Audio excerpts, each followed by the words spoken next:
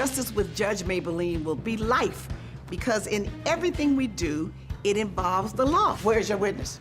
In the evidence. That's hearsay. It's notarized. I still say it's hearsay. She's fair. You're gonna help these young men learn how to do this the right way. Yes, Your Honor. She's firm. Can I say something, Your Honor? No, I don't need to say anything else.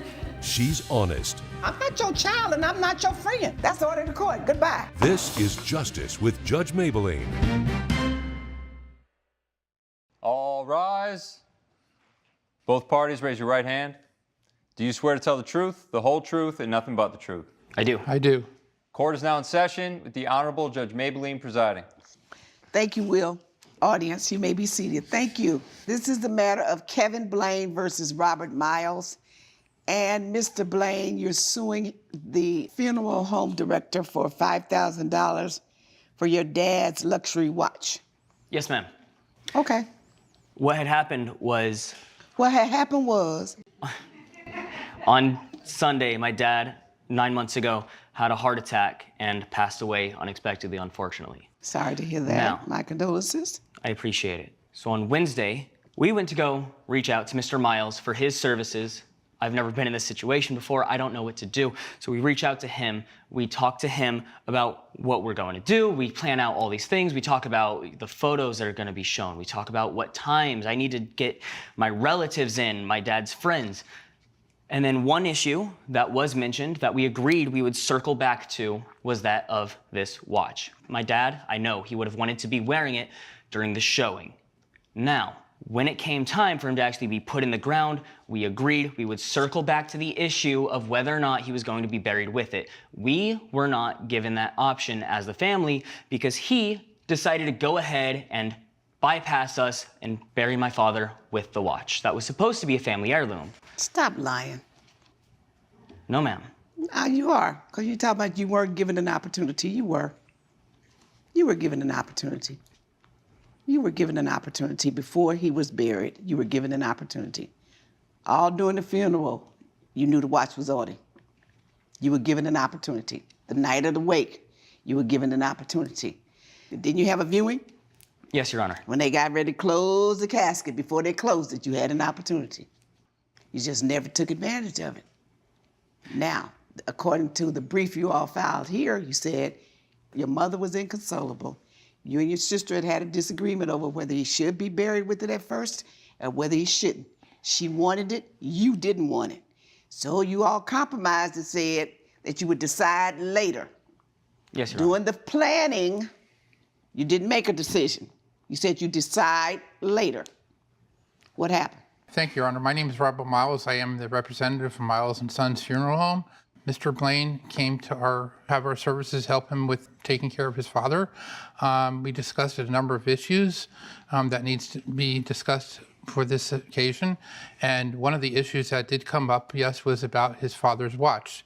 It was something that he was very proud of. There was a little conflict because his sister thought it maybe should be left with his father to be buried with. He thought it maybe should be given to the family to have as an heirloom to pass down to generations, okay? His father purchased it, was not handed down prior to that, okay? And obviously your father didn't have a will. He did not, Your Honor. And he didn't have a trust. No, Your Honor. And he hadn't written anything and any instructions about what should happen to his watch. No, Your Honor. He died suddenly, unexpectedly. There it is. Judge Mablean dropping a truth bomb we all need to hear. This isn't just a case about a watch. It's about what happens when families avoid tough conversations about death. No will, no trust, no decisions. That's how priceless heirlooms end up underground. And let's be real, too many families face this exact scenario. It's emotional, chaotic, and often nobody wants to be the one to speak up. This VO is your reminder. Talk to your loved ones now before decisions are made in courtrooms instead of around kitchen tables. Yes, Your Honor. Okay, that's what happens. Let this be a lesson to everybody. You can't blame the funeral parlor because the family is at odds and can't make a decision during that time. Go on, Mr. Miles. Okay.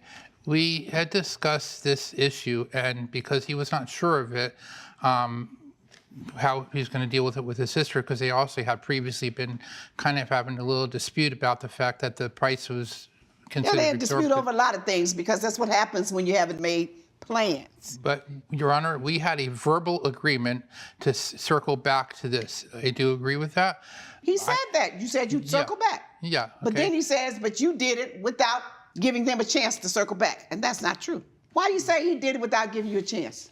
Your Honor, we approached Mr. Miles here because this is his job to be able to No. You coordinate. answered my question. I know what his job is. I've done many funerals. Unfortunately, more than I would like to. And I know what his job is. You answered my question. Why do you say you didn't have a chance to circle back? We weren't given the opportunity. Why? I was coordinating with my family who was grieving. I was trying to console my mother who was inconsolable. I got all that. But Yes, you Your said Honor. you didn't have a chance to circle back. On Saturday morning, we were not given a chance. He never came up to us. I'm sorry. I know I should have probably also come up to him. That's the chance. Coming up on Justice with Judge Mablean. There's that moment before that casket is closed to do whatever you want to do. And you missed that moment. Your Honor, I wasn't presented with that moment. Yes, you were. And later, I missed my bird. I wanted to get my bird back, and I saw these pictures on social media about her parading around with my bird, saying it was her bird, but it is my bird. if you'll be in the Los Angeles area and want to bring your case to court, call 1-888-552-6878. You're watching Justice with Judge Mablean. We're back with the case of Kevin Blaine, who is suing Robert Miles for negligence. That's what the plans are made for. With all due respect, we hire him just like when you go swimming in the ocean, right? You have a lifeguard there because they're there to save you. You're not supposed to swim super far, but sometimes it happens and you need saving. In that moment, I needed saving. I needed someone to just ask me a simple question, and he failed to just ask me a simple question of whether or not my dad is going to get buried with the watch. This is the moment Judge Mablean slams down with realness. You forgot, and you just have to accept it. It's the emotional gut punch no one wants to hear, but one that makes this case so human. Kevin was grieving, overwhelmed, trying to console his mother, and yes, mistakes were made. But the courtroom isn't about feelings. It's about facts, timelines, and responsibility. This is where emotional truth collides with legal reality, and the gavel always sides with facts. Would you have remembered to follow up in the middle of grief? Be honest, we're curious. That was a discussion we'd had before. No, that the we discussion agreed to. was we'd circle back. Yes, Your Honor. There was You no, didn't circle back. You nor the sister nor the mother. nor did Mr. Miles.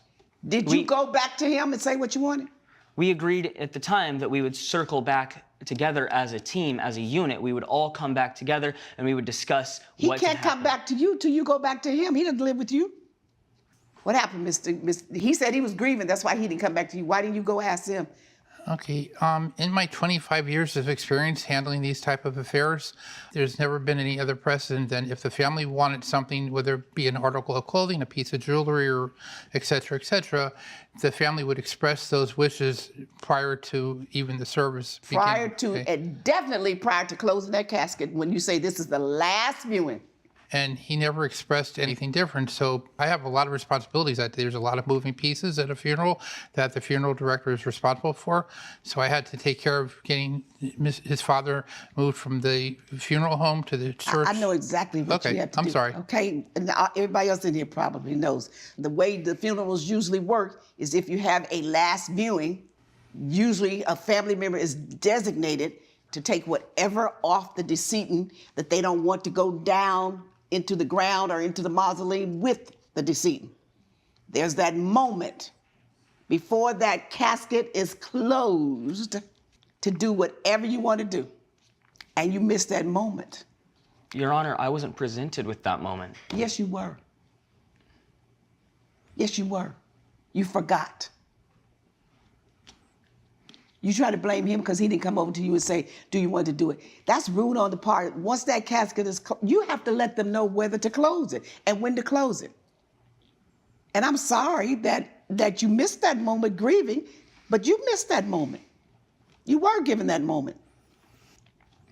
Yes, Your Honor. You forgot. And you just got to accept it. I did forget, Your Honor. Mm-hmm. But I read that the funeral director offered when you brought it to his attention to exhume the body. This is the turning point. Kevin insists the watch matters for sentimental reasons. But when given the option to retrieve it for free, he refuses. Here's where logic and emotion are at war. Legally, the funeral home offered full restitution, exhumation at no cost. That's as accommodating as it gets. But emotionally, Kevin believes in letting the dead rest. And that belief is so strong, it outweighs the sentimental value of the watch. So what do you think? Does refusing the offer undermine his entire $5,000 claim? To bring it up, open the casket, and give it to you. And you said no. Without no charge, Your Honor. And at no charge. Your Honor, I was presented with that option after the My fact. point, do you want the watch or not? If you wanted the watch to keep it, he gave you an opportunity to keep it and to get it. I did want that watch, Your Honor. I did want that watch. But as soon as my dad is dead, buried in the ground, I believe that you should let the dead lie. You should let them rest. Okay, then you let him rest. Then you didn't want that watch to keep forever. Then you didn't want it. Your dad doesn't know. He offered to right what you said was his wrong. There was no other way for him to right it but to bring him back up. Clear as day. Judge Mablean breaks it down. You have two choices: dig or let it go. No middle ground. No emotional loopholes. And here's what makes this so powerful. The law loves clarity. Once that offer was made to return the watch, Kevin's claim became emotional, not financial. And courts don't award damages over what might have been meaningful. When you refuse remedy, the law sees closure. This was a crossroads, and Kevin chose peace over possession. Open the casket and allow you to have it. You didn't want that either. You want $5,000. And Yes, Your where's the Honor. proof that that's what he paid for the watch? And where's the proof that that's what's the value of the watch? I have evidence right here of the watch and what it costs, if I may present it, Your Honor. And once he put it on his wrist, it wasn't worth that. I don't need that. I don't need that. I don't need it. I don't need it. Because your claim is money is not the issue. No, Your Honor, it's not about the money. Okay, then if it's not about the money, go get the watch. It's about the sentimentality, but I don't believe that it's right to... Hey, we're at a point at a crossroads in life. You got two choices here. Get the watch by exhumation. Don't get the watch. That's the two choices you have. I extend my condolences again to the family. I'm sorry. You can't, look, these times, like he said, emotional. And he's still emotional now, but that's what happens. And when you have to make decisions based upon emotions, they don't always get made well. That's why I caution everyone again, listen to me. Make these decisions when your head is clear. People don't want to talk about death, but it's going to happen. And we need to prepare for it. And we need to prepare when our heads are clear. So this is still an emotional decision, but it's a decision you're going to have to make. No, Your Honor, I do not want to dig up my dead father. You sure? I'm positive. And what are the consequences of that decision? From what I'm gathering, the consequences of that are that the watch is lost. No, it's not lost. It's in the casket with your dad. Well, it's lost to me. Yes. And you're prepared to live with that. Yes, Your Honor. All right. And there it is, judgment for the defendant. Kevin Blaine walks away without the watch and without the $5,000 he hoped to gain. Why? Because in the eyes of the law, opportunity was offered and declined. This case serves as a compelling reminder of how grief clouds clarity and how vital it is to plan ahead. Judge Mablean handled this with poise, empathy, and unwavering fairness. What do you think? Was the funeral director at fault? Should Kevin have dug up the past, literally? Let's talk in the comments. And if you found this case as shocking as we did, hit that like button, share your thoughts. And don't forget to subscribe for more jaw-dropping courtroom breakdowns every week. Judgment for the defendant. All rise. Judge Mablean has ruled in favor of the defendant. The plaintiff's claim has been denied. But my offer stands about if you change your mind, I'll leave it open for a while so you can have time to think it over. I'm not going to change my mind. Coming up, What makes you think it's your bird now, Miss Colson? Let's look at the health and the happiness of this bird. I can't look at the health and happiness of the bird because you didn't bring it to me. you're watching Justice with Judge Mablean.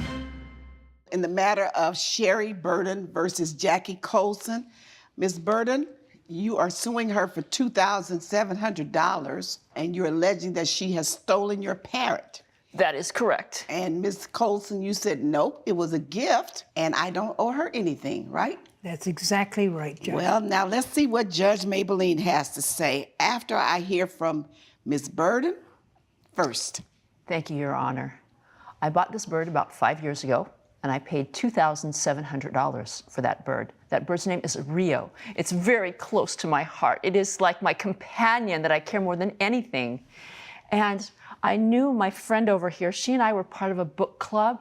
And in this book club, we talked about all sorts of novels. A lot had to do with birds. And I knew that she was friends with birds.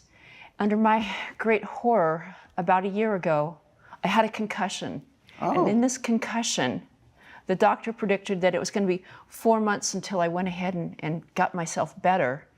And I so missed my bird that I wanted to get my bird back. And I saw these pictures on social media about her parading around with my bird, saying it was her bird. But it is my bird that I had for 5 years. It's like a part of my family. And I'm so heartsick because it helps me overcome my condition after having a stroke. I'm glad to see that you're here. And how did she get possession of your bird? So when I had this concussion, I texted her asking her if she would be able to help me out for a while and just take care of my bird. Now, Right. the key word is take care of. It does not say give, hold, forever, and so on and so forth. And I've got that in here that goes ahead and shows Okay. that to me. All right, let me see that. But now she won't give you back your bird? No, she won't give it back. She says it's her bird. Coming up, Birds need to be bonded with the person who Well, looks. so he was bonded with her until she got sick, and so now that you've bonded with the bird, you think you're supposed to keep it? you're watching Justice with Judge Mablean. We're back with the case of Sherry Burden, who is suing Jackie Colson for property theft. What makes you think it's your bird now, Miss Colson?